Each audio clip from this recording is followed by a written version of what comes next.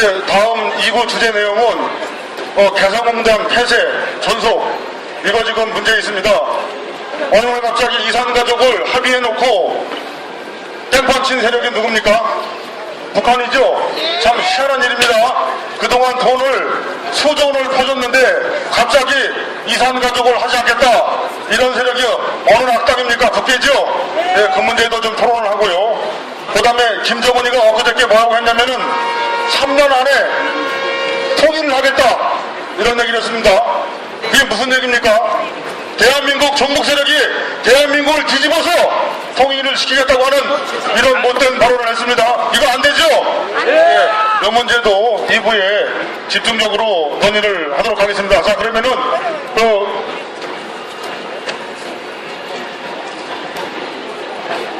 자, 한 번만 더 소개해드리고 이어가겠습니다. 나라사랑 국민연합의 지정목 대표님 어디 계십니까? 예, 박수 부탁드립니다. 자, 다음은 우리 정명 대표님께서 아까 그 문제, 이산가족 문제하고 그 얘기. 자, 그 문제로 우리 정 대표님께서 토론을 이어가겠습니다. 박수 부탁드립니다.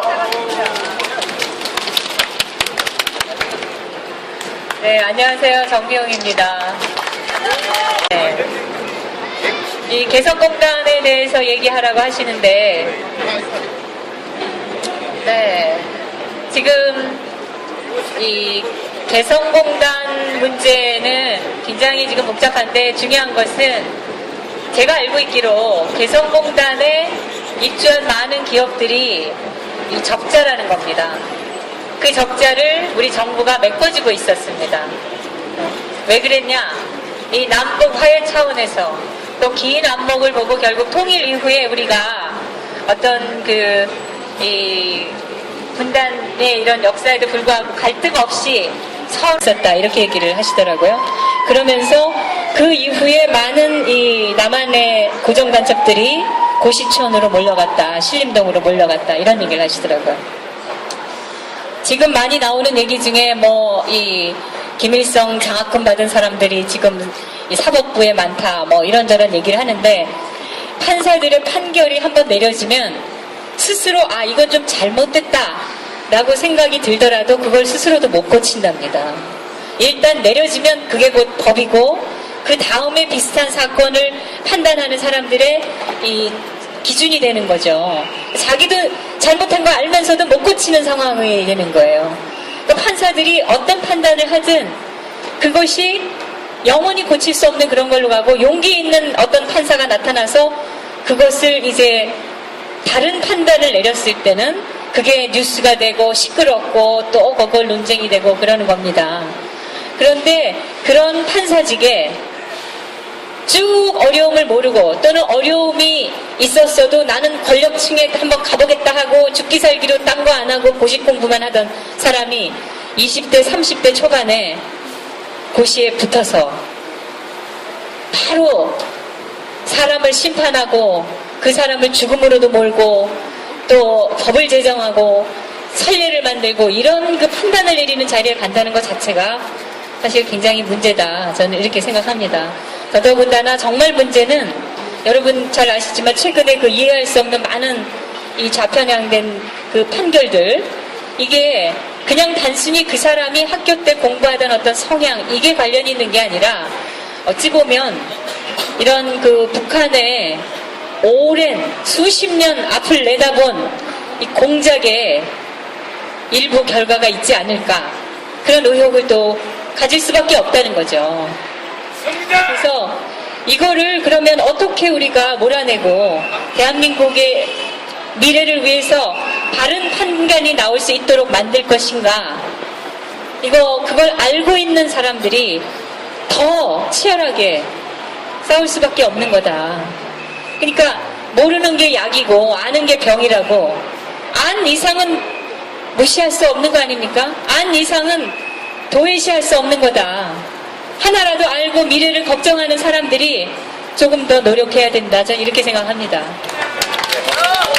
제가 시간이 많이 지났는데 잠깐 보충을 좀 하겠습니다. 지금 비봉철 본사에서 굵은 수선하고 읽어보신 분 계십니까? 예, 거기 보면 MBC인지 KBS인지 모르겠습니다만은 북한에 의해서 방송 노조를 장악해가지고 그 사장이 나중에 내가 이제 간첩질하면서 다시 죽죠. 그만큼 그게 반신화 소설인데 그만큼 우리나라의 북한 공작이 치밀하다는 것이 북한 수사를 통해서 지금 되고 있습니다. 그리고 지금 제가 또 보충할 것이 제가 5월 13일 날 5.18 광주 사태 문제로 해가지고 토론을 갔다가 상당히 곤욕을 치렀는데 제 이야기는 너무 할 필요 없는데 우리 과의 조교가 한 달 동안에 전화에 협박 욕설에 시달렸습니다. 그 애가 무슨 죄가 있습니까? 그런 점을 제가 말씀을 드리고 우리가 지금 우리가 1인들의 그 군인들이라든가 이런 장기 독재 1인이 독재를 하는 그런 현상은 사라졌죠. 근데 지금 우리 21세기에는 어떤 현상이 벌어지느냐? 힘이 있는 시민단체, 힘이 있는 어떤 지역, 힘이 있는 어떤 무리들에 의한 민중독재 알지 않습니까? 피플 딕테이터십. 이거 개성한 21세기의 괴물이에요. 민중독재 시민단체의 어떤 독재 현상, 이런 메커니즘 현상이 거기 왕따 당하면 사람이 그 학회, 그 대학, 그 조직에서 작살나는 겁니다. 저는 그걸 실제로 당한 사람입니다. 얼마나 이 왕따라든가 이런 것이 이 매도당하는 것이 무서운 것인가를 저는 실제로 오래 목격을 했습니다.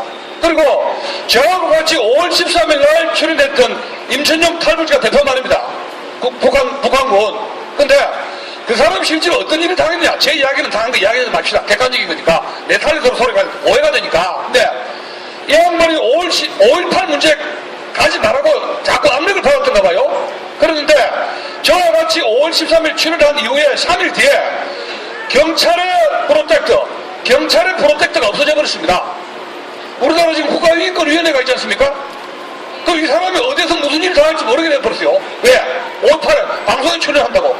이런 일이 박근혜 정부에서 벌어졌다. 이런 이야기입니다. 여러분. 그리고 제가 끝으로 말씀드리고 싶은 게 작년에 어떤 후보가 그렇지 않습니까? 우리나라에 아직도 벨기에가 있느냐? 그런 철없는 소리였습니다. 안보에 이렇게 무식한 사람이 대선 출마해 되겠습니까?